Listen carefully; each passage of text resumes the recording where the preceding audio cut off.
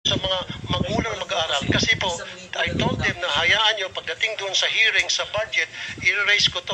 Kung hindi nyo ako pagsasalitain dito, then... At pinagsasalita naman po kayo. Hindi, kasi sinasabi, wag daw sagutin. Hindi, the VP would like to be the one to answer the question. Okay, thank you. We're teaching these kids to be corrupt when they grow up. How and why? Because they know, and they knew, na yung pag-iingi sa kanilang contribution ay pangingikil.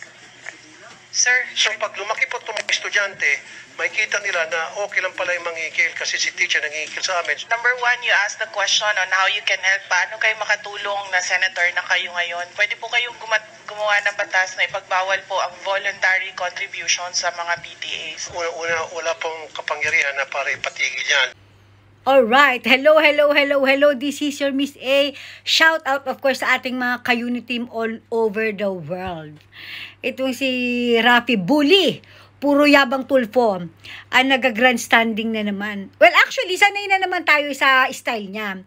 Nakakaloka lang kasi talagang kay VP Sara mo naisip na gawin yung ginagawa mo sa iba. Are you trying to bully our VP? Rafi, just to remind you, dahil masyadong malaking ulo mo, abogada yan. Ha? Abogada yan. Ulul ka. Nakaka-high blood. Okay, na-high blood kasi ako sa ginagawa mong pag-grandstanding as if naman bobo yung kausap mo. Alright? Anong sinasabi mo na lalaki yung mga bata na corrupt? Because nakikita nila na si teacher ay corrupt. Alam mo ba yung sinasabi mo? Ha? Gago ka? Yung mga teacher natin na hindi natin mararating, yung mga narating natin, kung wala sila. Alam mo ba mga teacher natin, mga pangalawang magulang natin yan? And also, anong corrupt ang ginagawa ng mga teacher? Alin? Yung contribution? Yung voluntarily contribution na ginagawa sa mga public school? Corruption ba yun? Corruption ba yun? Voluntary nga. Voluntary. So, magko-contribute ka voluntarily. Okay? Huwag mong bigyan ng ibang kulay para lang mapalabas mo na meron kang magandang intensyon. Huwag mong putikan ng isang tao para lang lumabas kang malinis. Alright? Huwag mong gawa ng istorya. Voluntarily contribution. Totoo naman, merong ganyan talaga sa eskwelahan, lalo na sa mga public school. At wala naman akong makitang masama dyan. Alright? Voluntarily, na kung hindi mo kaya mag-contribute, wala yang problema. Tapos sasabi mo, corrupt si teacher?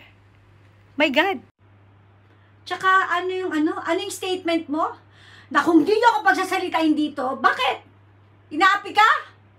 Pinapalabas mo ba na inaapi ka dahil nandiyan si VP Sara? Ulol, wag kami. Wag kami, Rafi. Alam mo, pinakamaganda gawin mo, sundin mo yung advice ni VP Sara. Kung talagang gusto mong tumulong, gumawa ka ng batas. Dali ng trabaho mo. Ano sinasabi mo na wala kang kapangyarihan na gawin yan? Meron kang kapangyarihan, senador ka nga. Diba? Diba ikaw ang Superman?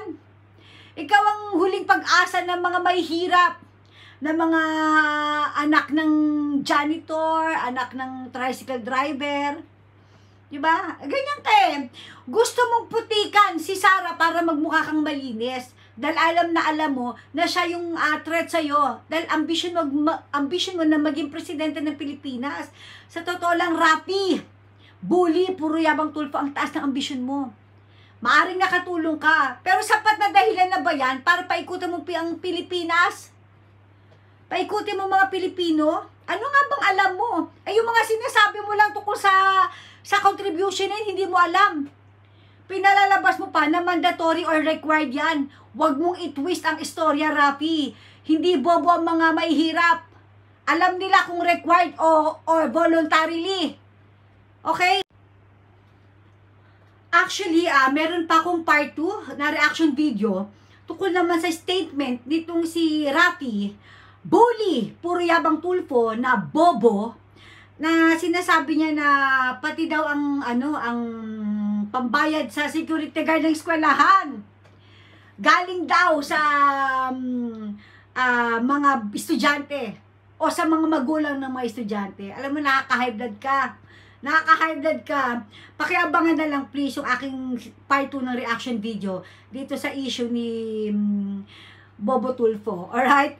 Hanggang dito na lang muna ulit. Abangan yung part 2. Thank you so much. Bye. Mwah.